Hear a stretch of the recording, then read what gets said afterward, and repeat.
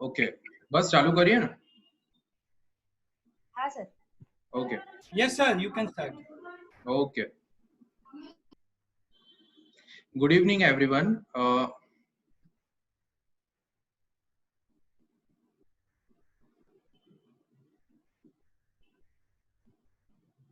My name is Dr. Anand Patel. I am pediatrician. I have done my post-graduation from Pinnamaneni Siddhartha Institute of Medical Sciences, Andhra Pradesh.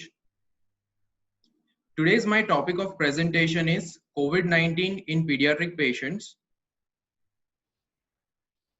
And following are my contents.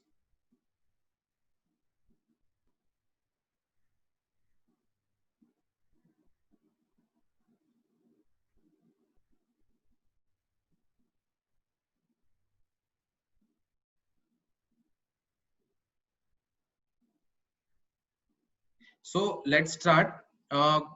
Coronavirus disease COVID-19, as we all know, is an infectious disease caused by a newly discovered coronavirus, which belongs to a group of RNA viruses.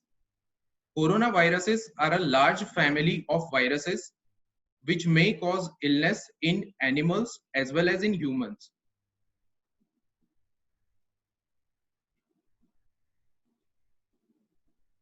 Coronaviruses, we know, there has been multiple times that coronavirus epidemic has occurred before by a different strain.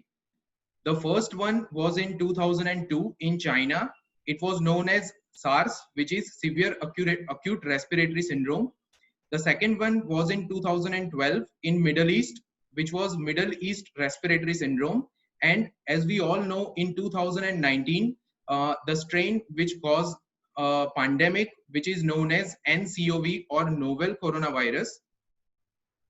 Coming to the structure of coronavirus, it belongs to family Coronaviridae, order Nidovirale, and it is an enveloped virus. It is a single-stranded positive sense RNA virus. The nucleocapsid is 9 to 11 nanometers in diameter, and the structure of viral structure has few proteins on it.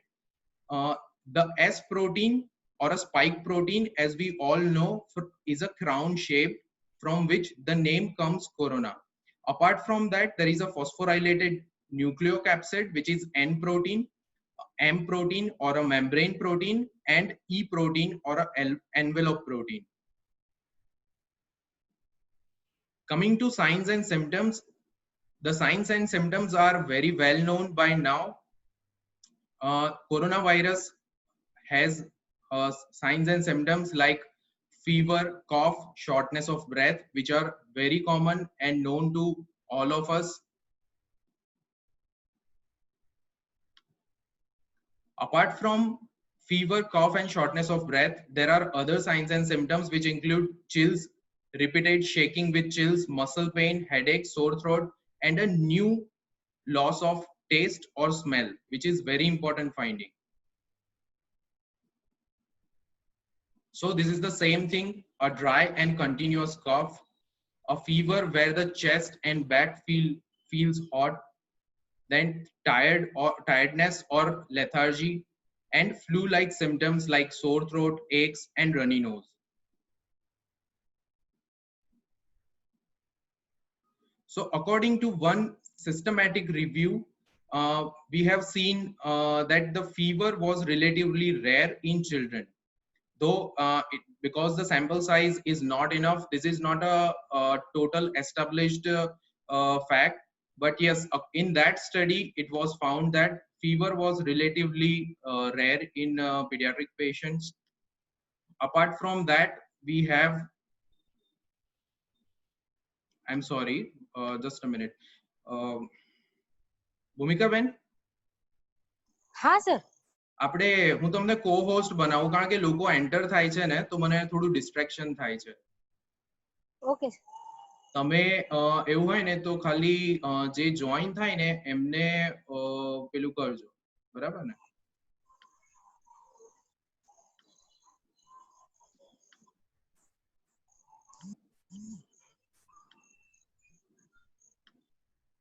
Okay. Okay okay okay.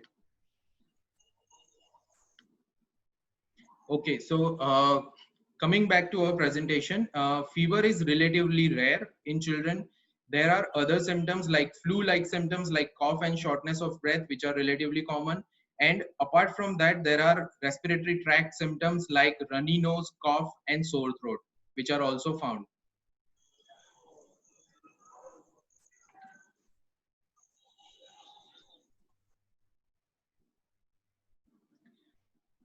Also digestive tract symptoms like vomiting and diarrhea. So the digestive tract symptoms are common compared to adults in pediatric patients. So this is one clue. A child coming to us with a vomiting and diarrhea, we cannot think that it is not a coronavirus. It is a presentation found in especially in children. And also muscle pain and headache can be found. Especially in younger children, we tend to see the behavioral changes like cry or mood disturbances. These are found especially in too young children. So now there is an animation which is showing us that how the coronavirus spread has occurred across the country through the borders, spreading through different countries. The darker the color, the more dense the number of cases, and the lighter the color, the spread has been. So this is the over the time picture of the world, which is showing how it originated in China and slowly progressed all over the world.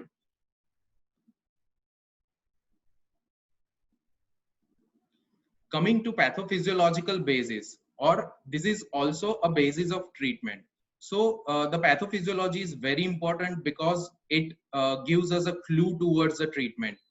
So whenever someone is exposed to the significant amount of virus load, uh, there are multiple factors which play important role in the future treatment or uh, the disease progression. For example, immunity of a person or a viral load, age of the patient, as we all know now by now that the age of the patient is very important. Mortality is high as the age progresses older, and also other comorbidities play a very significant role. If adult patient hypertension diabetes plays a very important role. Also obesity is one of the factor. Apart from that, in pediatric patients especially, we have severe acute malnutrition or SAM, which plays important role in the progression of the disease. If a SAM child gets coronavirus, of course, or any other disease, the mortality or the chances of illness progressing to severe disease is high.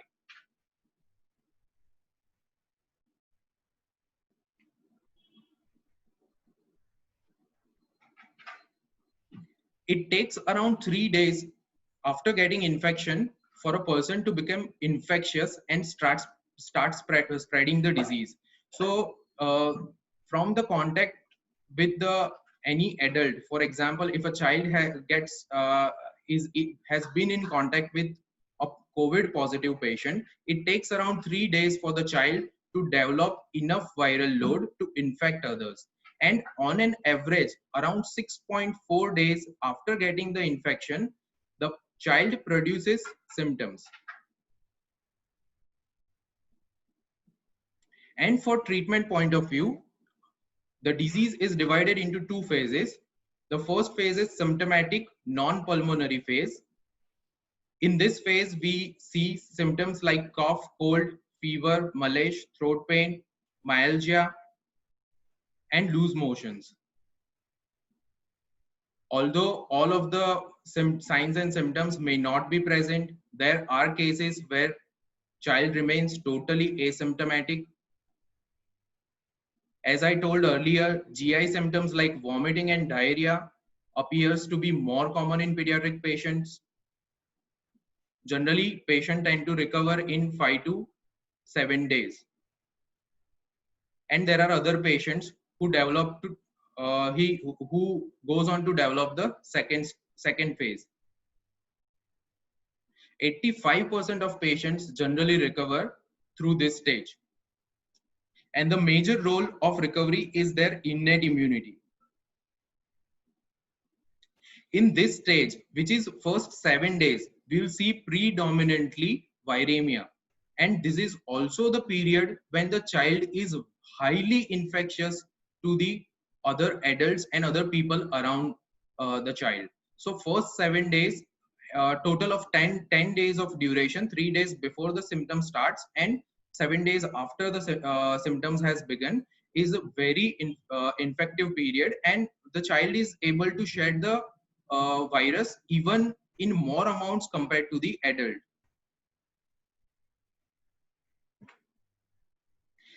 So as the basis of treatment, I told that pathophysiological basis is also the basis of treatment, as we know that the viral load in a child is very high in symptomatic non-pulmonary phase.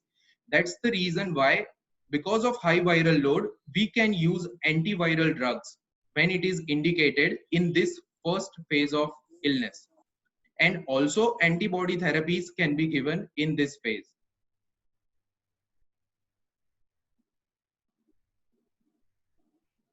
Coming to the second symptomatic pulmonary phase, this is called pulmonary phase because it involves respiratory distress features like fast breathing and drop in saturation below or equal to 94. Now this value is very important. If a saturation is below 94, it indicates that there is a pulmonary involvement. And if we do chest x-ray or a CT scan at this point of time, we will find findings which are correlating clinically. And in symptomatic pulmonary phase, now there is a the second consequence of the second sequelae of the same phase has begun, which is called as pulmonary phase. In this phase, we see prominent two pathophysiologies. One is pulmonary thrombosis, another is immune dysregulation. Both of this has a lot to do with the immune system of a patient, and there is a condition which is called as cytokine storm, in which inflammatory markers of the patient goes high. For example, interleukin 6. So that is the reason why this phase has the patient might look relatively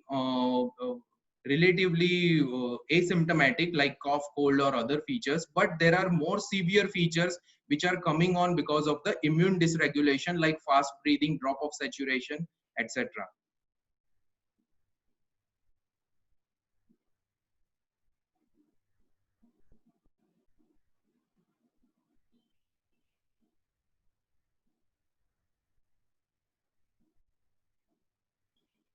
Now, in symptomatic pulmonary phase can be divided into two types. One is early or L phase. In early or L phase, the elastase is low. So in this phase, we should not be using any mode of invasive ventilation. And that is the reason when a coronavirus patient is the patient is positive with COVID-19, initially, even if the saturation goes below 94, we try as much as non-invasive ventilation before putting the patient on invasive ventilation, because of this reason, because in initial phase elastase is low, and it might be like invasive ventilation might worsen the condition of the patient.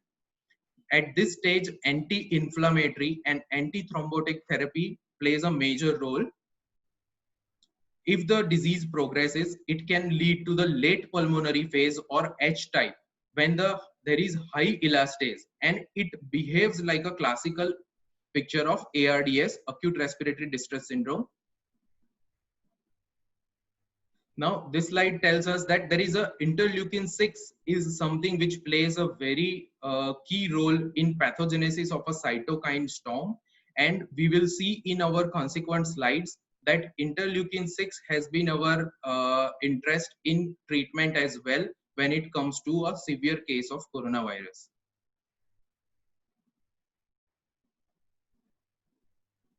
Several studies have shown that IL-6 are increased in COVID-19 patient, especially when it correlates with the disease severity. So more the interleukin 6 levels we find in the patient, and that's the reason why a patient is admitted in PICU or in medical ICU. Interleukin 6 reports are done regularly, where we check the how much is the interleukin 6 levels and what will be the severity or what will be the future prognosis of the patient. So this is a very good graph which is showing that days of symptoms of onset on the below axis, and uh, how will be the picture of viremia versus the immune dysregulation. So we can see here,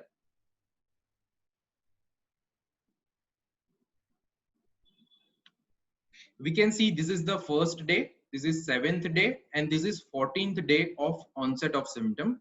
And this is the ground glass opacities in radiology. As the disease progress, of course, the ground glass opacities are going to increase. But the important fact is, initial 7 days, if you can notice, the viral load is very high. And so as before the symptom starts, around 3 days, viral load is increasing gradually in the body of the patient. And when viremia is coming down gradually by 14th day, but at the same time, immune dysregulation is going up. So as the basis of treatment, initial 7 days when viremia is high, antiviral medications have a very major role to play. And later 7 days, like 7 to 14 days, when the anti-inflammatory medicines have a major role to play, because the complications are like thrombophilia and immune dysregulation. And also initially, because of initially non-respiratory symptoms will be a prominent feature in a patient, whereas later on it will be the respiratory symptoms like respiratory distress will be more prominent in a patient.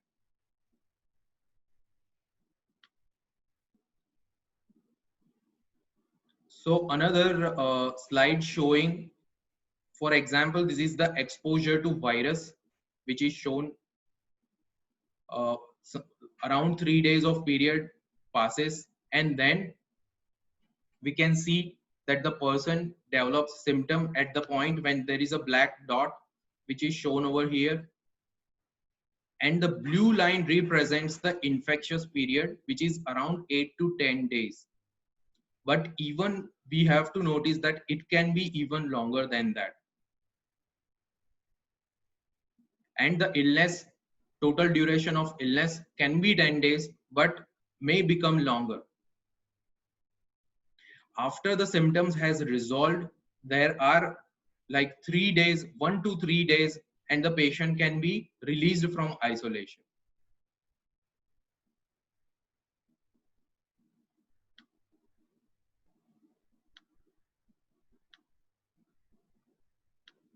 There is one animation regarding pathophysiology.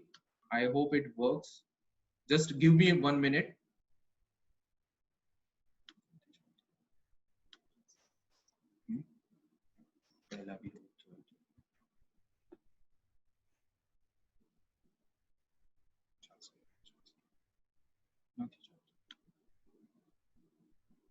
So I think it's not working, but it was just regarding the structure of the virus, which we have already seen in the previous slide. Now coming to transmission of coronavirus, there are multiple routes by which coronavirus is spreading. That's the reason why it has spread so fast in all over the world. Like there is a droplet, it spreads by droplets, it spreads by direct contact, and it also spreads by indirect contact. As you can see in this slide, the person is coughing and there are release of droplets. These droplets can either directly infect a person, or it can settle down on any surface. When a person touches the same surface where the droplets have settled down and touches the T zone, which is eyes, nose, and mouth, if the person touches the T zone frequently, they might get infected. As we can see here, people touching the buttons of the lift, or direct handshake, or while chatting with each other on a same table, especially when we think that our colleagues are it's safe to talk with our colleagues, and we talk with them on the same table. This is how is the transmission of coronavirus happening. So talking about direct contact, what is the definition of a close contact? Close contact is someone who is within 6 feet of distance for at least 15 minutes. So if you are in a contact with a person who is suspected or known coronavirus positive case, and you are within 6 feet and with at least of 15 minutes, then it is known as a close contact. This definition is given by the CDC. Now, what is indirect contact? Indirect contact is when we come in contact with things or people around us by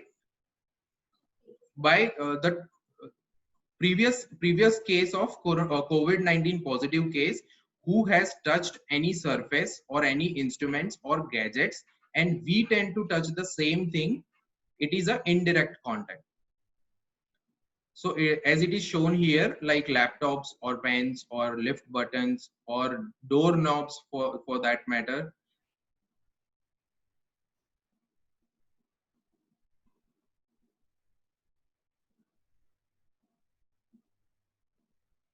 This is the same thing. Either you get it directly, droplet infection, or you tend to touch things which are infected. Now coming on to the droplet transmission versus airborne transmission. Droplet transmission is when it is more than 5 microns in size and it releases while talking, coughing, or sneezing. That is when a droplet transmission happens. But there is also something known as airborne transmission. The particles are suspended in the air for a longer period of time, and the droplets are as small as 5 microns in diameter. A human hair is shown for a reference, which is 60 to 120 microns wide, but the particles which are suspended in the air are less than 5 microns, which tend to travel even longer. So it is said that even a positive case which has been in a one room, that room should not be visited for at least 60 minutes and it should be well ventilated place in order to remove the particles which are suspended in the air. We will see in the subsequent slides how it is very important for us to maintain a very good ventilation in our consultation chamber, as there may be patient which we don't know of which might have released fomites or small particles or droplets in the air which might be there for a if it is not a well ventilated place.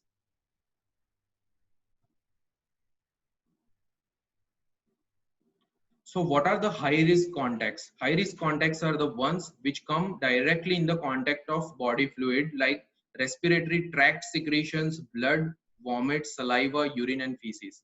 So here I want to highlight one point: why pediatricians are infected more commonly, and also pediatricians are affected even in a greater severity. Because pediatricians generally tend to examine the small child, and small child have their body fluids unmanaged most of the time. They have runny nose which generally is not cleared by the mother in time while during consultation in OPD chambers. And while examining, if a pediatrician is not careful enough to watch, they might touch body fluids of the child, which is very dangerous for their own health. Uh, Another fact is, while examining a child, managing a distance is very challenging because the child is continuously crying.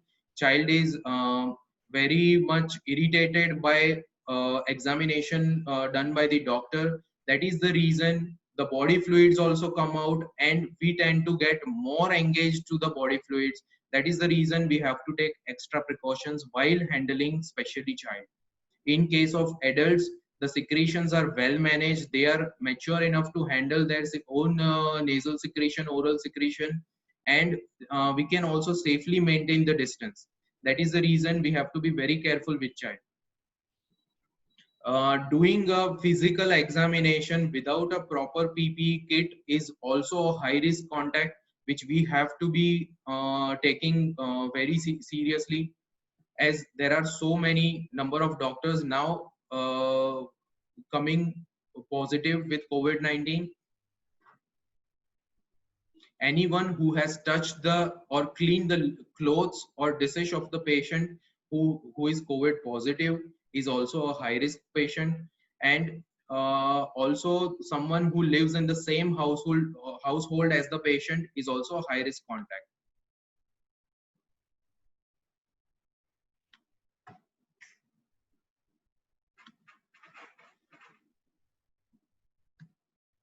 So who are the low risk contacts?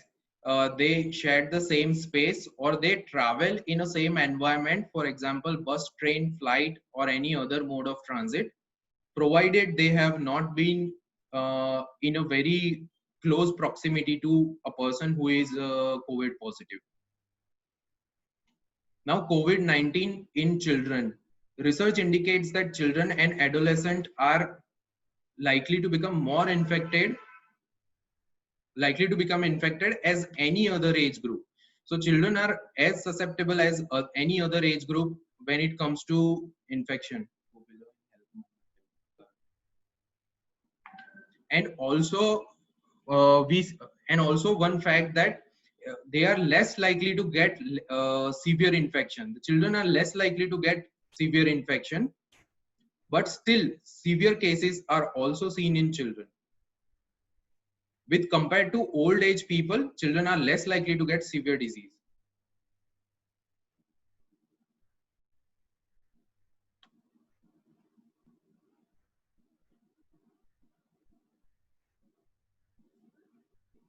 Now coming to guidelines for the pediatric patients, we have to advise a face covering for all children who are more than 2 years of age. So below 2 years of age, the face covering is not advised because of the danger of suffocation. And if a child is medically fragile, we should advise home use of face coverings as well. So these are the different face coverings. As we can see, it can be creative, it can be with a picture of a cartoon, so that they will be like to wear them.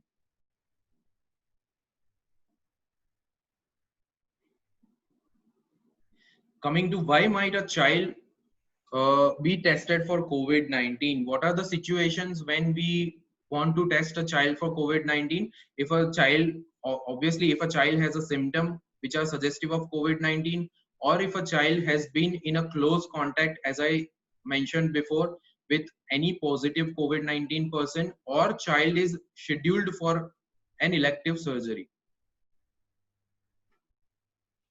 What are the steps by which we can mitigate the risk of uh, infection? As we all know, hand sanitizer is one, and I told previously, more than 2 years child should be given a face covering, face mask, and all accompanying family members should also be wearing face mask or face covering, along with plus or minus face shield. And we have to maintain physical distancing as much as possible. Now, if we suspect a child who is whose symptoms and signs are suggestive of COVID-19, what are the investigations which we are going to do? The basic investigations which we do are CBC and CRP, but still we send a lot of other investigation in a when the suspicion is very high. So baseline investigations can be CBC, CRP, serum ferritin, LFT, and RFT are the major baseline investigations.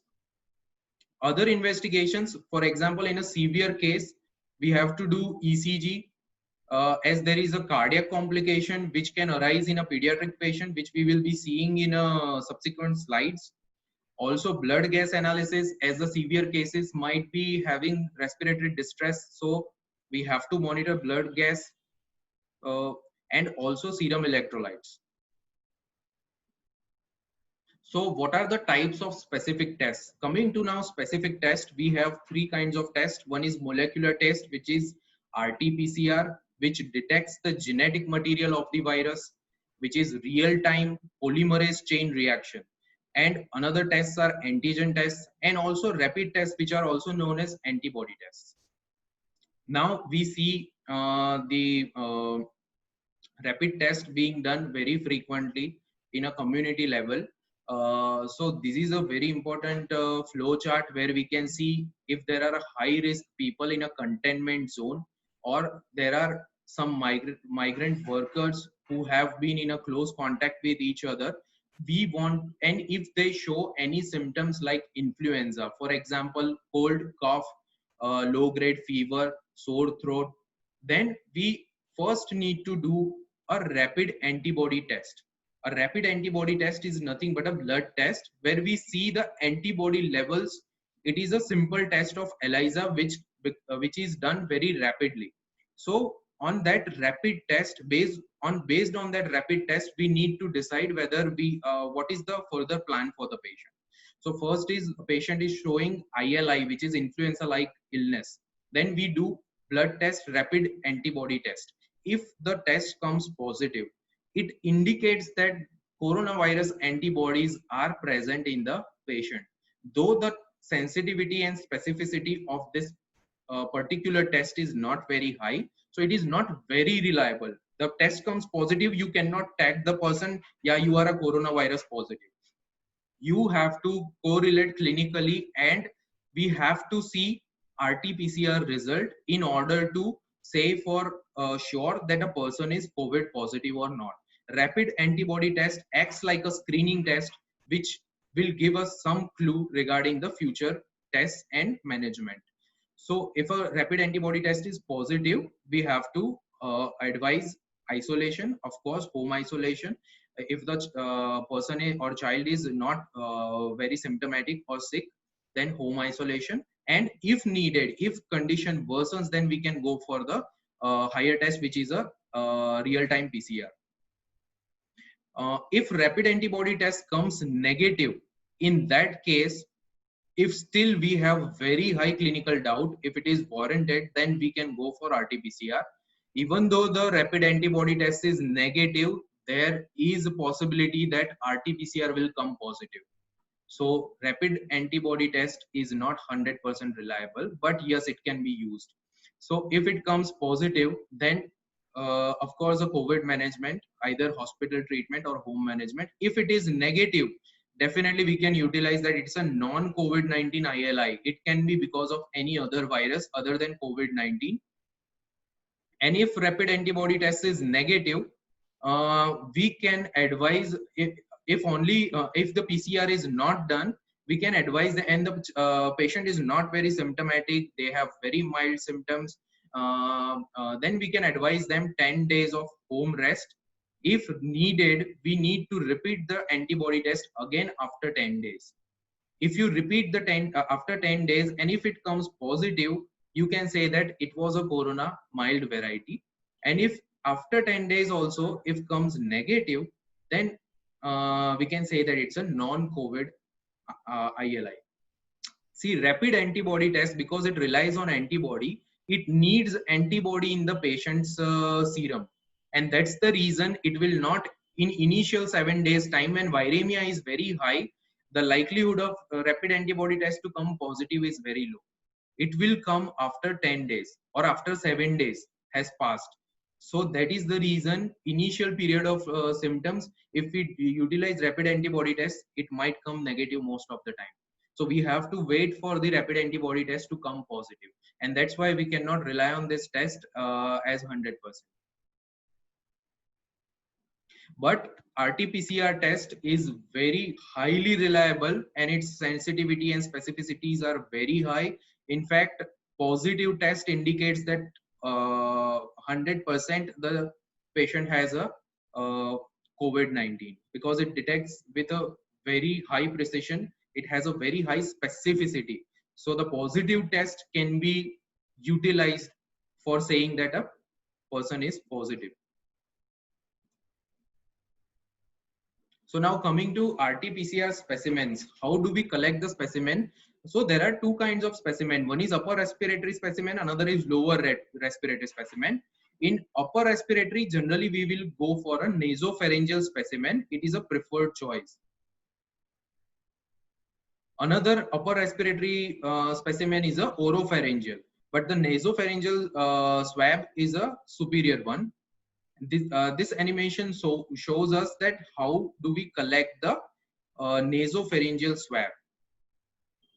So the swab is inserted from the nose. It has to touch the posterior wall of the pharynx, nasopharynx, and we have to rotate it in order to get the proper sample. And this is how it is then stored and transported. Like you have to keep the swab in the sterile container. You have to break the stick from above, and then you have to tighten the lid and then send for the investigation. And of course, most important step is wash hands thoroughly after taking a sample, though most of the time it will be done by a lab technician. Now coming to lower respiratory tract specimens, there are two kinds of specimens from the lower respiratory tract, which is bronchoalveolar lavage. Generally, bronchoalveolar lavage are used in ICU patients. It does not, it is of no use in a OPD base. And another is a tracheal aspirate or a sputum. So sputum test is something which is also can be done, but it is not routinely done in COVID. So this is how the bronchoscope is inserted in a bronchus, and from where we collect the sample. Generally in ICU patients, it has a very high yield of detecting coronavirus. So it is a very good sample, but it is not routinely practiced. Another is a sputum test. This is just a picture which is showing how to collect, like rinse your mouth first with water and then directly you have to take a sputum in a container. It is not done for this. Another test is now we will talk about the test results. So as I already told, antibody test, if it comes negative, we have to go for RT-PCR. And if RT-PCR is negative, it is non-COVID ILI, which is influenza-like illness. And if it is positive, we have to take action according to coronavirus, like home isolation and treatment with contact tracing.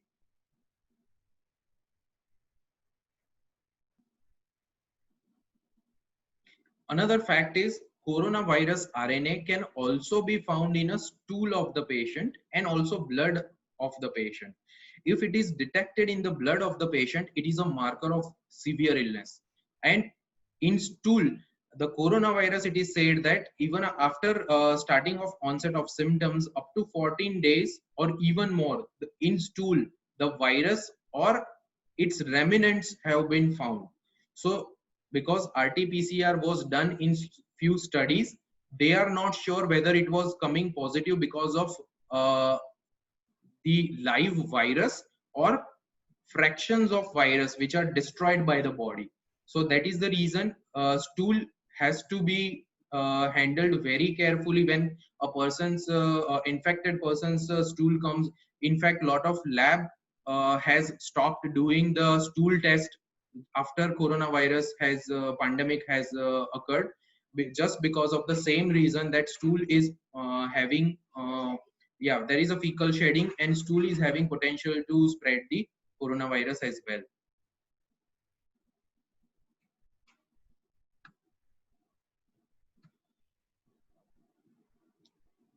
Now coming to other tests like CBC. In children especially, we see lymphopenia, which is a most common lab finding. And generally it is said that the lymphopenia is having poorer prognosis when it comes to adults.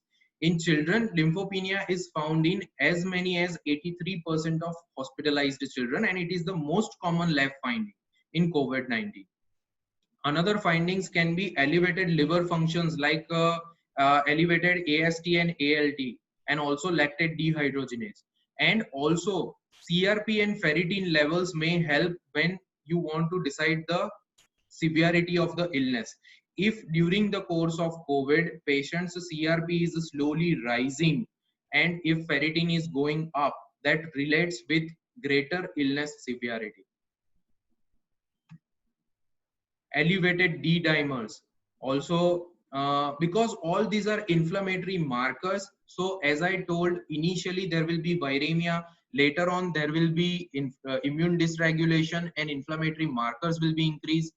Interleukin 6 or CRP, D dimers, ferritin, everything will rise in the later part of the illness, which is 7 to 14 days. And as I told, lymphopenia have been associated with greater morbidity and mortality. So as well, elevated D dimer is also associated with greater morbidity and mortality. Procalcitonin can be normal initially, but may increase later on when the patient is admitted in ICU. Another infection may set in ICU. And inflammatory markers will increase, which suggests us immune dysregulation. Now, whenever a testing is done by a pediatrician, or for that matter, any doctor in their own clinical setting or in their own hospital, we have to take care of few things which are very important. If a patient who is a suspected case of COVID comes to your hospital, and even if the lab technician comes from outside and does a test of COVID in your own hospital, we have to make sure few things which are, see, it is not a aerosolizing procedure, so it will not generate aerosols, but still it has, like, if during the test few things happens, then your hospital needs to be taken care of differently because of the risk of spreading infection from one patient to other or patient to doctor. So what are the factors which play important role while testing a patient? Size of the room, number of air changes per hour, whether the patient was coughing and sneezing during the test, and time spent in that room for the taking the sample. These are all factors which will decide what to do with that room, how to clean that room, which we'll be seeing subsequently. Like if a patient is positive and was coughing and sneezing while the test was being done, then you have to wait at least 60 minutes prior to cleaning that room. Just after the sample has been taken, and if the patient was actively coughing and sneezing, we have to seize that room for minimum of 60 minutes before even cleaning that room with 1% of sodium hypochlorite solution. So before cleaning, we have to leave that room. Nobody should enter in that room, as there will be aerosols, as there will be settled particles on the surfaces. And we have to make sure that that sample is taken in a very well ventilated room, because if it is poorly ventilated, even after cleaning the room, the particles, small particles, will be suspended in the air, which might later on create infection in any other host. And if possible, it is recommended to do the test outside the hospital in an open setting where the risk is very low for transmission. Now, as we all know, we have to use PPE kit. We have to use 95 GSM suit and full face cover with masks. Generally, 3-ply mask is used in a normal setting, but if there is an aerosol generating procedure, we have to use N95 mask. The 3-layer mask generally stops around 90% of particles, but N95 can stop up to 95% of particles to enter our respiratory system. And we have to use face shield, shoe cover, etc. Now there are two types of masks when it comes to disposable masks. One is surgical face mask, another is a N95 or KN95. And reusable mask, as we know, all the face covering, handkerchiefs or the cotton mask, they are the reusable mask which can be washed. So now coming to 3-layer mask. 3-layer mask has 3 layers. One is outer layer, which is hydrophobic. It prevents the droplets from entering the mask. Middle layer is a filter which can filter up to 90% particles. which are more than 5 micrometers in diameter, and the inner layer, which is in contact with nose and mouth and which absorb all the moisture. Now these N95 and KN95 are like depending on the origin. One is American and one is Chinese origin. N indicates non-oil based uses and 95 indicates the filtration efficiency up to 95%. So it filters 95% of particles. Now, from Indian Academy of Pediatrics, we have this very important information which is telling us there are masks with valve and there are masks with no valve. Generally, N95 mask with no breathable valve is indicated and is ideal for this present situation, except for few exceptions where you have to use a breathable valve, N95 with a breathable valve. For example, in an elderly, chronically sick patient who has a respiratory or a cardiac problem. So my advice is, if you are able to breathe properly with mask of N95 which does not have a breathable valve, and if you are able to breathe properly, if you are feeling well with that mask, then we should not go for a mask with a breathable valve. If at all somebody is using a mask with a breathable valve, people around them has to take precaution. They have to also wear masks. So guideline for doctors, there are different kind of PPE kit is available. Like we can use the PPE kit which are reusable. Another important thing is mask, eye protection and gown. These can be used all throughout the day if they are not soiled or contaminated. If the mask, eye protection and gown, they are contaminated by any kind of fluid or they are damp because of some kind of fluid, then we can change them. Otherwise, we can use them the whole day. Gloves should be changed with patient to patient. We should not be using the same glove again in the patient until you are sanitizing it with a alcohol-based sanitizer, which is more than 65-70% of alcohol. Then we can, but it is advised to change it with the patient to patient, as it can cause the cross infection. Another thing is N95 mask. We can actually use the same N95 mask. This is off paper information, but as the fact is that coronavirus will not survive more than 3 days. That is the reason why AIIMS has also produced a video in which they say that it can be hung in a place where which is well ventilated, where air circulation is good. For example, terrace. We have to hang them for 3 days, and we can reuse the same mask on a 4th day. So it need not be only terrace, but any place where which is well ventilated and air exchanges are good, so that the virus will not stay or accumulate in the same place. It will move away with the airflow, and because the 3 days is the time, so on the 4th day again you can use the same mask. So we have to number like 1, 2, 3, 4, 5 on the mask, and we can reuse it.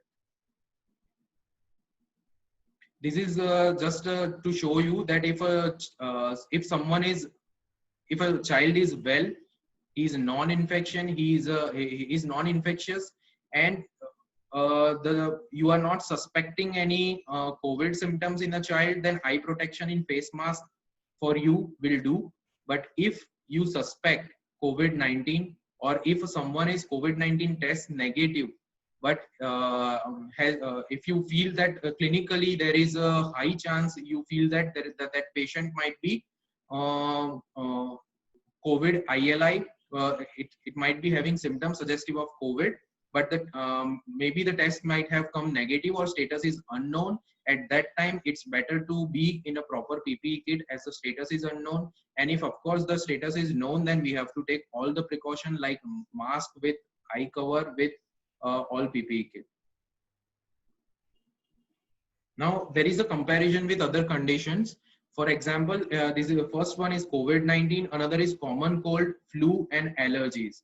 So this slide shows us how different symptoms can vary when it comes to different conditions. Like in COVID-19, fever, shortness of breath, these are the major symptoms, with cough, with headache or aches and pains sometimes.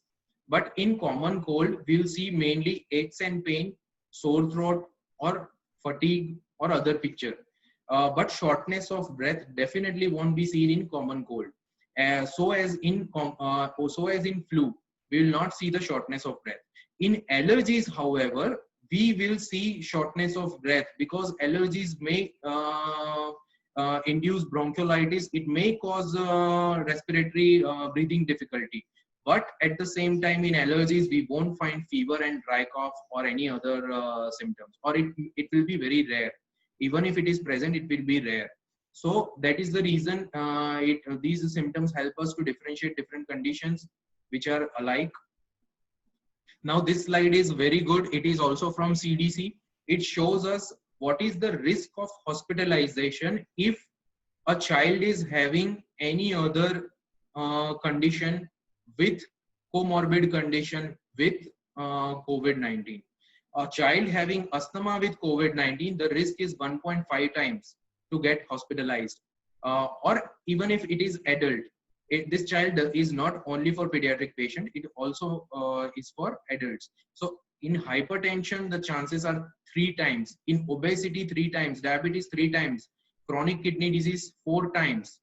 Severe obesity, which is BMI more than or equal to 40, is 4.5 times.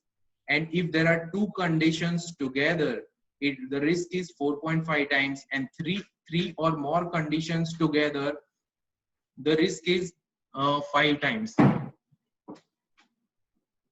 Screenshot. Now, how do we counsel the families of the positive patients? We have to counsel the parents of the child about the further course or further plan.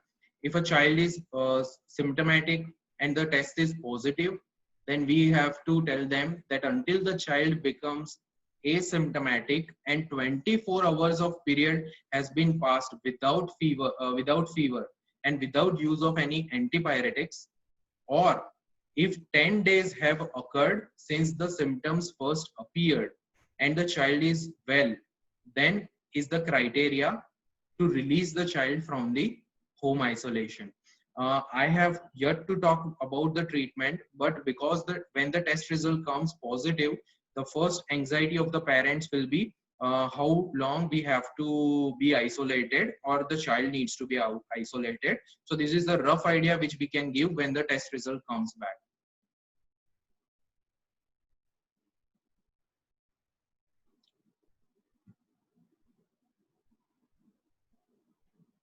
And if an asymptomatic child shows a positive test result, still we have to isolate the same person for 10 to 14 days, depending on the local guidelines. So because even an asymptomatic person, especially children, they can go on to spread infection. That is the reason we have to advise 10 to 14 days isolation. Now, this is a protocol which we use. Any asymptomatic or mild symptomatic child, if there is any risk factors or comorbidities present, then we have to admit them. We have to give all the treatment like bed rest, nutrition, symptomatic treatment. But if a asymptomatic child, there is no risk factor, you better manage at home and give symptomatic therapy with adequate nutrition. If a mild symptomatic child with risk factors are absent, I mean without risk factor, a mild symptomatic child without risk factor either can be home based or can be in a hospital, depending on the condition of the patient. And of course, in a severe COVID, you have to admit in a level 3 or level 4 care where O2 is available or ventilators are available, hemodynamic stabilization is needed, and other management according to COVID guidelines. And in above mentioned all 3 conditions, anytime symptoms worsen, then we have to advise them to get admitted either in a level 2 or level 3 or level 4 care. Now coming to newborn care. Now, the current data suggests that approximately 2 to 5% of infants which are born to the woman with COVID-19 near the time of delivery have tested positive in first 24 to 96 hours after the birth. Now, this does not mean the COVID-19 is passing vertically from mother to child, but because it is the data is unclear right now, there is no proven fact which suggests that it is passing from mother to child vertically. But we have found many cases where mother is positive and child has been tested positive in 24 to 96 hours. Initially, American Academy of Pediatrics was recommending the separation from the mother to newborn, but now it is well known the benefit of breastfeeding outweighs the risk of COVID-19 infection. And that is the reason we allow early skin to skin contact between mother and her freshly born newborn baby. And especially, um, it is very beneficial for the baby to have a that exchange of human emotions and energy at the time of birth. Though the mother has to take care, mother has to wash hands thoroughly before taking the baby in a lap, and also she has to wear mask continuously in order to prevent the transmission of infection. So most infection in newborn are horizontal contact, so it will happen after the birth. And another fact why we allow the mother and child to get room in is because of the fact the even though the transmission happens from mother to newborn, the chances of newborn getting infected is very low. And even if they get infected, the chances of illness is very low. And even in illness, the chances of severe illness is very low. So it's better to allow the newborn and mother to room in as usual practice, which was before corona. And KMC has to be offered all preterms and low birth weight babies, which is very, very important for their growth. And whenever possible, try to maintain a reasonable distance. So now we are talking about a COVID positive newborn. In a COVID positive newborn also, even if a newborn is positive for COVID, we have to, the mother has to offer KMC, and whenever not needed, mother can maintain a safe distance from a newborn. And as I told, she has to wear mask, she has to use a proper hand hygiene, and a non-infected partner or any other family member should also wear mask in case of positive newborn. And breastfeeding, during the breastfeeding, the mother has to take care of hand hygiene, she should wear mask. And if a mother, ideally mother should be giving direct breastfeed to the newborn. But if a mother is not willing because she is very anxious, she might pass the infection to the baby. Sometimes mother is very anxious, then what should be done is mother's breast milk should be expressed after washing hand thoroughly in a sterile container or a bowl, and any other non-infected caregiver can give the breastfeeding to the newborn baby by spoon and bowl and spoon.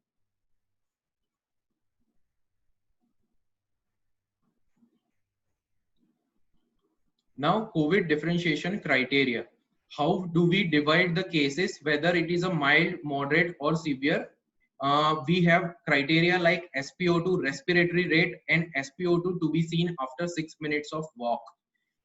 SpO2 if it is in room air more than 94% and respiratory rate less than 24 per minute, and there is no significant drop in SpO2 after 6 minutes of walk, it's a mild case. Another is moderate, where you will see drop of more than 4 from the baseline, or less than 94 even on the first time when you see the saturation it is less than 94, or drop of more than 4 after 6 minutes of walk, and the respiratory rate is 24 to 30, it is a moderate case. In severe case, less than 90 at room air and more than 30 of respiratory rate, you should not attempt that patient to tell to them to walk, because if you tell them to walk, the SpO2 will further reduce and the test is contraindicated. So 6-minute walk is done in with when saturation is more than 90. Preferably it is more than 94. And CT criteria, when you in CT scan you see no pneumonia or pneumonia which is less than 25, it is grade 1, 25 to 75 grade 2 and 3, and more 75 to 100 is grade 4. Coming to the pharmacological therapies, see, choosing the therapy, as I told, initial phase is a viremia phase where we can use antiviral drugs like Remdesivir, uh, uh, Favipiravir, and also there will be role of antibodies. So convalescent plasma transfusion can be done in initial phase of viremia of first 7 to 10 days. Also anti-inflammatory therapy like interleukin 1 receptor antagonist and interleukin 6 inhibitors like tocilizumab can be used during this phase. And later on, when the disease, the more immune dysregulation happens, we can use my mistake, later on when the immune dysregulation happens, we have to use the interleukin 6 and interleukin 1 receptor antagonist, but initially we have to use the antiviral and immune enhancement therapies. So here it is written, before 10 to 12 days of symptoms, we have to go for antivirals. Even 10 days before 10 days of symptoms, we can go for plasma. And day 5 to 20 is the time when we can use the steroids and the interleukin 1 and 6 inhibitors. So now we have divided the patient in mild, moderate, and severe cases. Mild cases, initially we will give paracetamol, vitamin C, zinc, vitamin D. These are the general treatment protocol for all three cases which we give initially. Also, along with this treatment, we will give fluids like adequate hydration oral in case of mild symptoms, uh, or we can give normal saline in a moderate, and we can give in severe cases we have to give less of the fluids because it will worsen the pulmonary condition.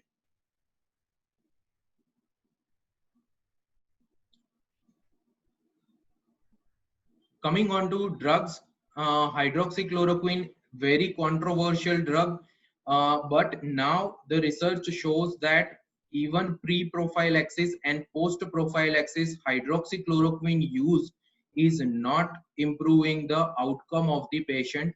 And anyways, in pediatric age group less than 15 years, the drug is not indicated, so hydroxychloroquine is not used.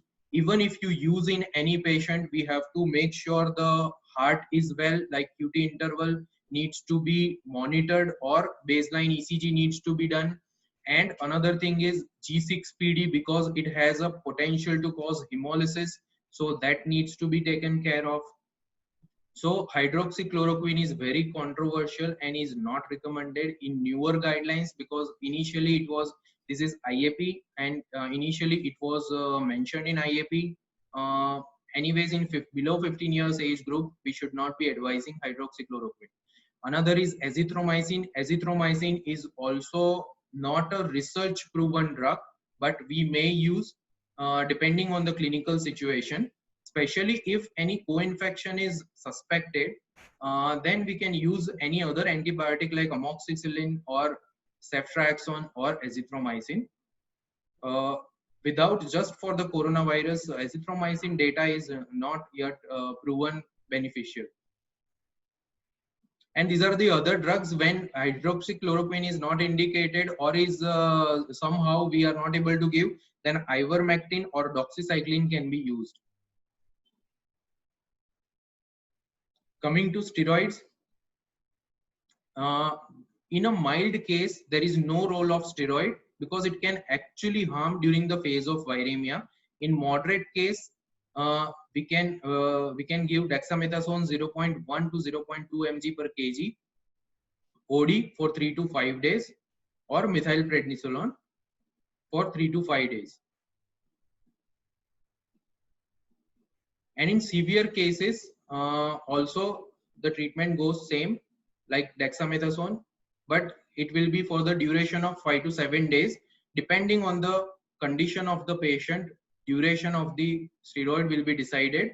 And if the steroids are, uh, if the patient is not responding to steroids in a, and the patient has already crossed the 7 to 10 days of illness, then we can go for the other therapies.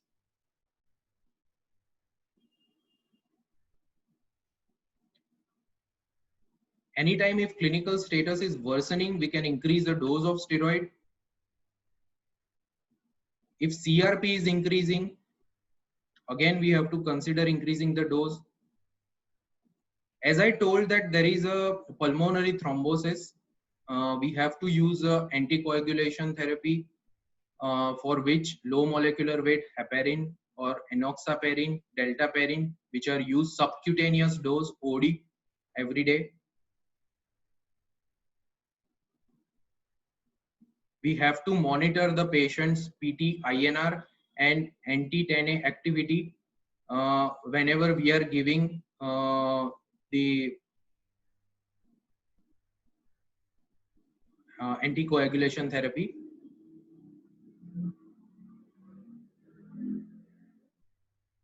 Now coming to respiratory support, even in a mild case when the patient is told to be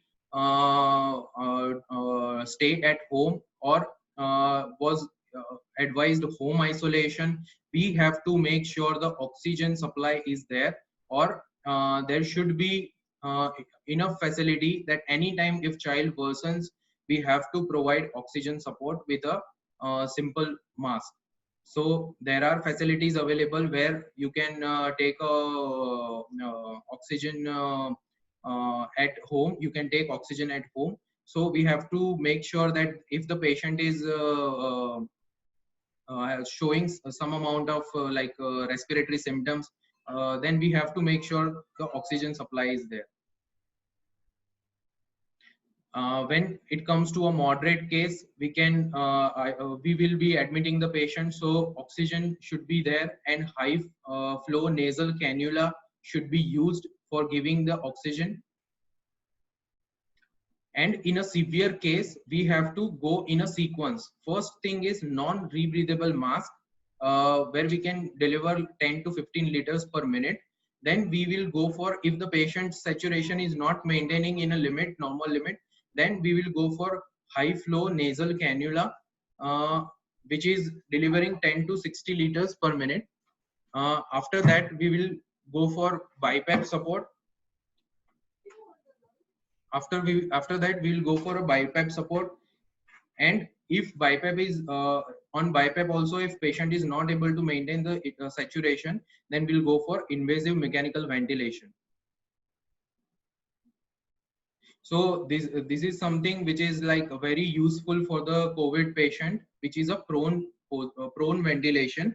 When it comes to when in a early phase, where I told that we should not go for invasive ventilation rapidly, because in an early phase elastin is low, and that is the reason we have to maintain the non-invasive ventilation as long as possible. So we can try the prone ventilation. If SpO2 is less than 94% and FiO2 requirement goes above 40%, then we have to make the patient prone 30 to 120 minutes on all sides: prone posture, lateral, right lateral and left lateral. We have to keep the patient for 30 to 120 minutes. And there are contraindications for prone posture as well. If a person is mentally unstable, or they are having any abdominal wound, or they are having any spinal lesion, of course in these situations we will not turn the patient in a prone position. In severe cases, however, the prone position can be done up to 16 to 18 hours a day. And there is a criteria when to start proning. If PO2 by FiO2 ratio, that is PF ratio of less than 150, and FiO2 requirement of more than 60% and PEEP of more than 5, then we will start proning the patient. And when to stop proning, it is same. When the ratio becomes more than 150, FiO2 requirement comes down and PEEP also comes down, then we will stop the prone position. Now there are few other important things. When to transfuse the platelets, as we know that there will be thrombocytopenia as well, because there is there are a lot of complications in which the patient's platelet counts might go down. If a platelet counts are less than 40,000 and clinically if you see any signs of bleeding, then platelet transfusion or FFP transfusion or cryo transfusion uh, can be done. Another is convalescent plasma therapy, which is very important. A person who has recovered from the COVID can donate the plasma, and there is a eligibility criteria for donation. 18 years to 60 years old can donate the plasma, and they should be more than 55 kgs without any other comorbidities. Then nulliparous females. Why only nulliparous female who do not have any children can donate the plasma is the fact that when a child is born, mother develops anti-HLA antibodies to the in their plasma. If we transfuse that plasma to any other patient, then chances of TRALI is more, which is transfusion related acute lung injury is more. So we have to make sure that the if a female is donating plasma, then she should be nulliparous. And another is the person should have been recovered from COVID-19 for minimum of 14 days before donation. And of course, hemoglobin level should be adequate for donation.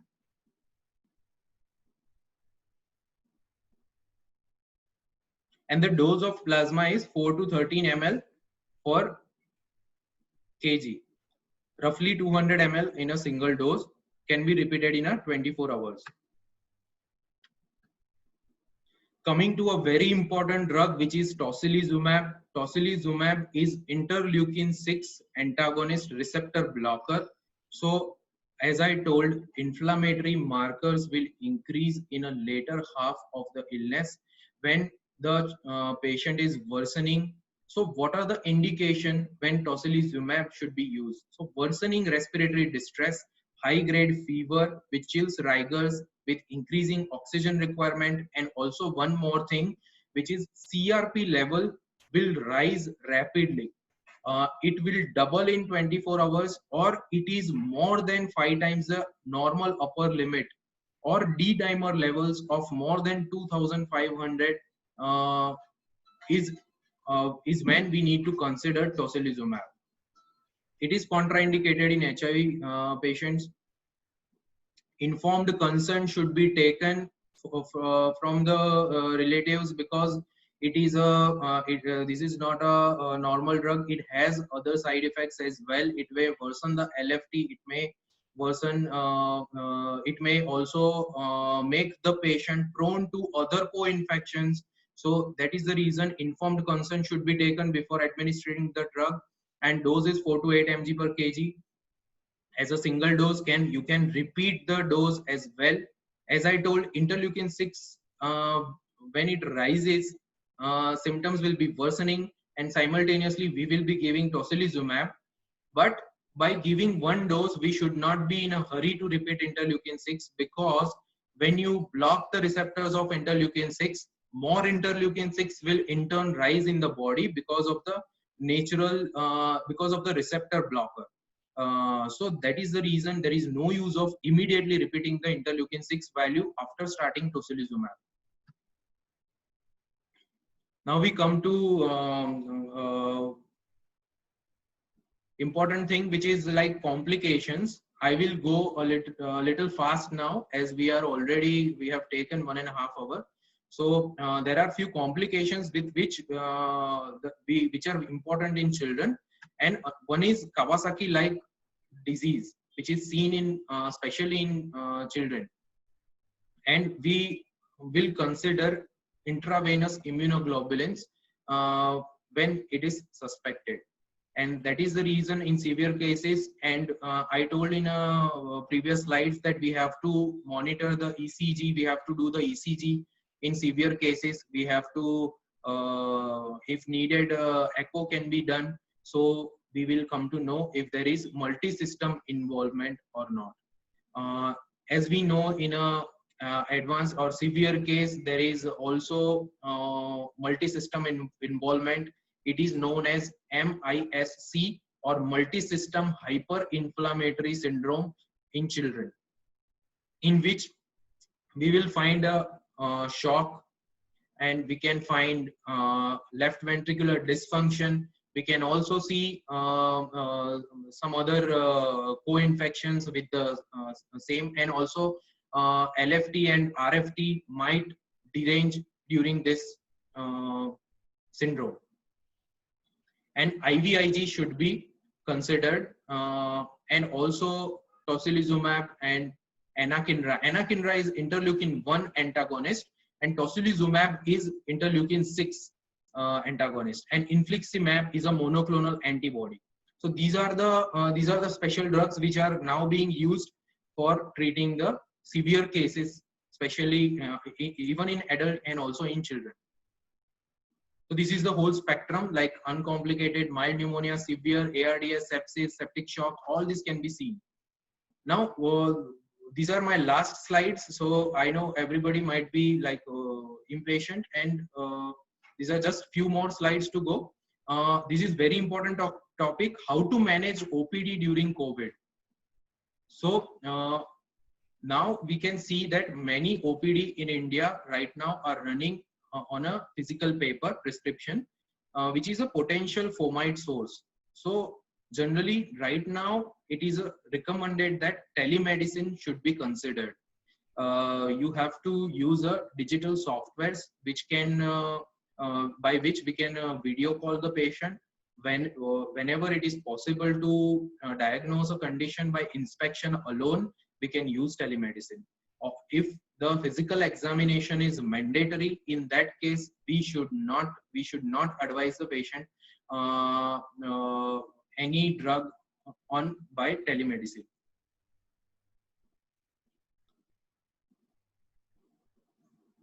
So because the general pediatric patients are generally walking, they tend to infect either other patients or doctors. Every new case, every new infection is critical now, because it is spreading rapidly, and it is uncontrolling situation.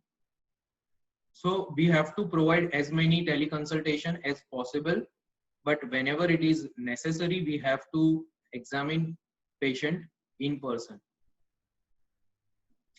And we can use the pre-visit communication system. We can call the patient by appointment. We can also run a separate upper respiratory tract symptoms or URTI OPD separately. For example, a dedicated time should be there for a URTI patients when they need to be checked, if possible. And whenever in OPD, we have to make a physical, we have to maintain a physical distance.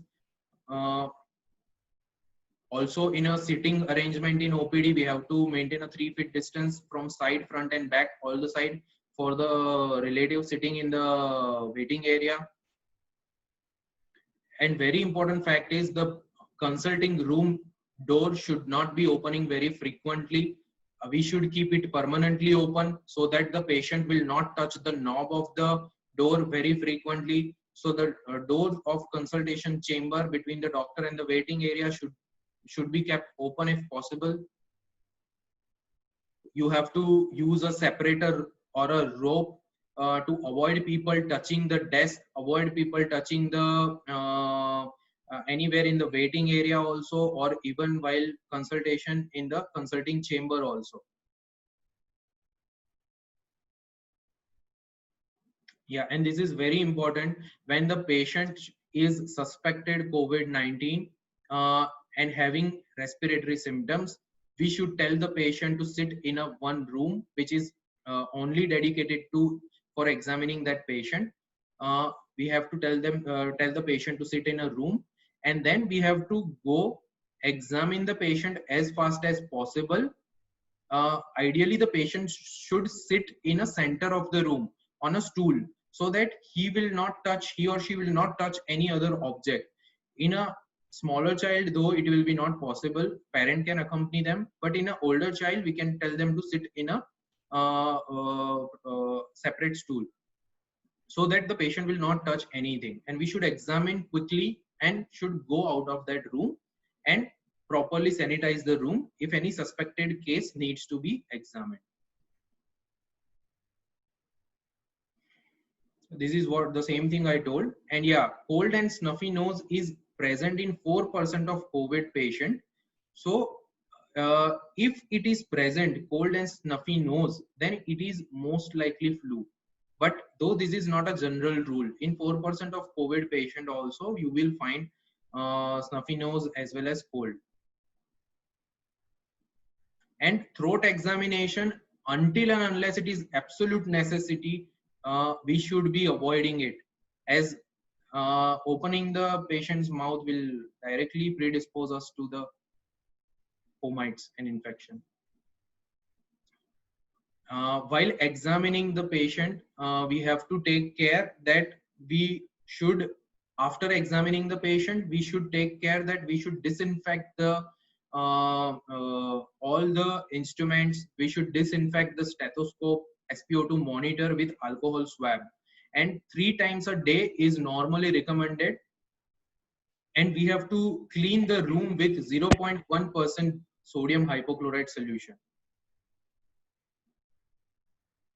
This is by Indian Medical Association, IMA, that doctors aged more than 65 years or who has other comorbidities should stop OPDs and should only give teleconsultations if possible, because this scenario is very dangerous for the patients, or the spread of the infection from patient is very much higher in the older age group. So the doctors more than 65 years should be very careful with the examining the patients.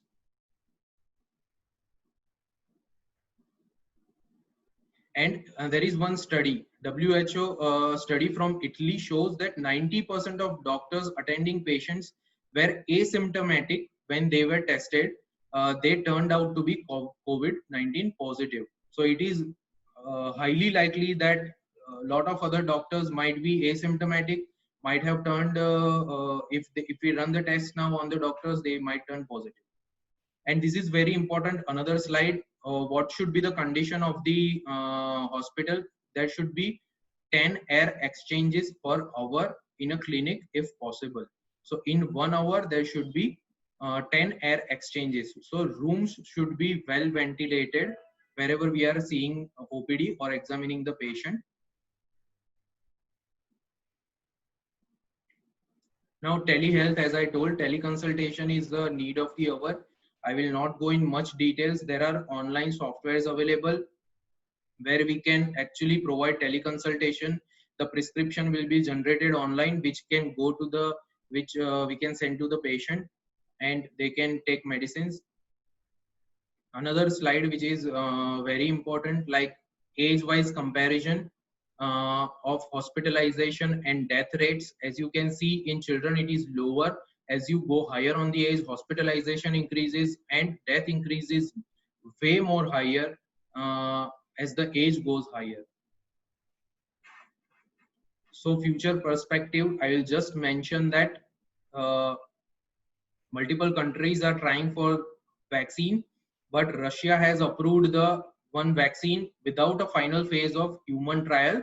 And first vaccine was though approved in China only, which was only administered in soldiers and people from Liberation Army.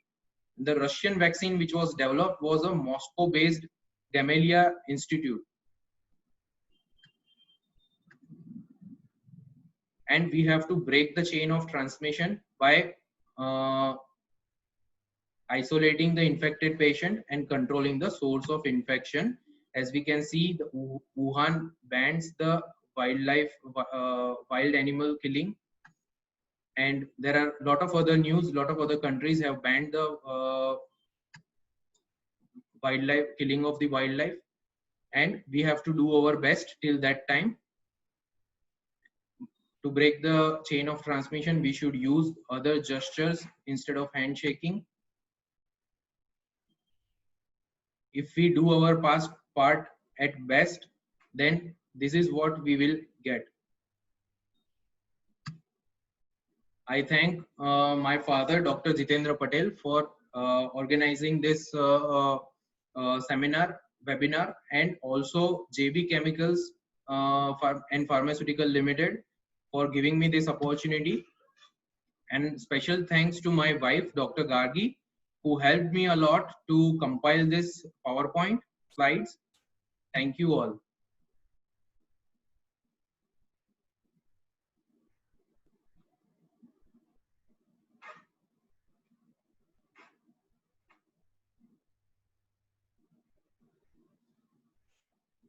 Now, if anyone has any questions, we can quickly take in 5 minutes.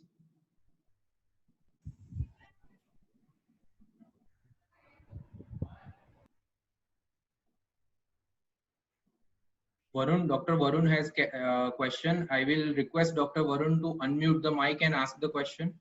Yes. I want to ask that what supplement and what precaution can be taken in children below 2 years of age? Below 2 years of age, you mean prevention for them getting infected? Yes. Below 2 years of age, the children won't be generally going out of the out by their own, or even if they go, it is the duty of their parents or attenders to take care of them. So we should not allow them to go in a crowded places. We should not allow them to mix up with other children who are we think that they are suspected, or other adults also for that matter. And we have to practice our own hand hygiene. Also, if possible, we have to take care of their own hand hygiene and their exposure to any potential threat. We cannot give them masks, or we cannot give them any face covering, because the risk of suffocation is more. And what supplements can be given to them? Okay, for supplements, there are syrups available. Vitamin C and zinc syrups are available. We can provide them according to the dose adjustment, according to the age. But as such, there is no precaution, which is a prevention, which is indicated officially. There is no document which suggests that we should give this supplement or this drug to prevent the infection. There is no such guideline. Another question I want to ask that We can, Dr. Varun, very important thing is nutrition of the child. If a child is malnourished, they will get exposed to so many infections, not only COVID, but a lot of other infections. So we have to take care of that. And what is the logic behind their prone ventilation you described in PowerPoint? Prone ventilation actually helps in the ventilation, proper ventilation of the lung, like upper lobes of the lung, which are generally when you are in a supine position, might not be in a proper use, which can also be come into play role when you do prone ventilation. And there has been done some research where prone ventilation is known to increase the blood oxygen levels. Okay. Okay, thank you. Thank you. ભૂમિકા બેન, આપણે કોઈને question હોય તો મારા number ઉપર forward કરી શકે, મારા વોટ્સએપ ઉપર અથવા તો મારા ઈમેલ એડ્રેસ ઉપર. Sir, please can you share your mobile number so they can send? Yes, I will show my mobile number.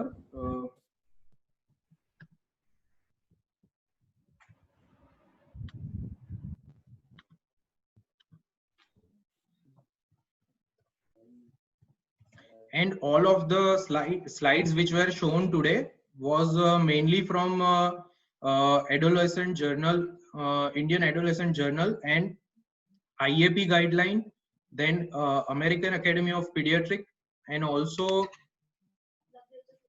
from WHO and CDC.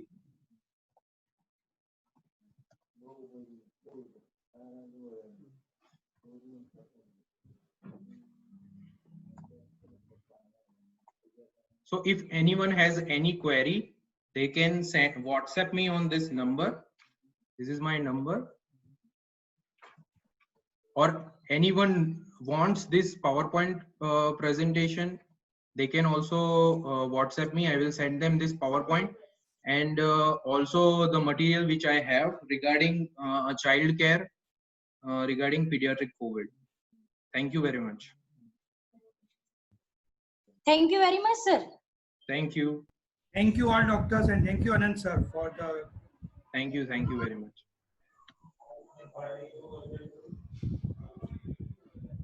Sir, you stop the recording so we can be save the recording. Okay.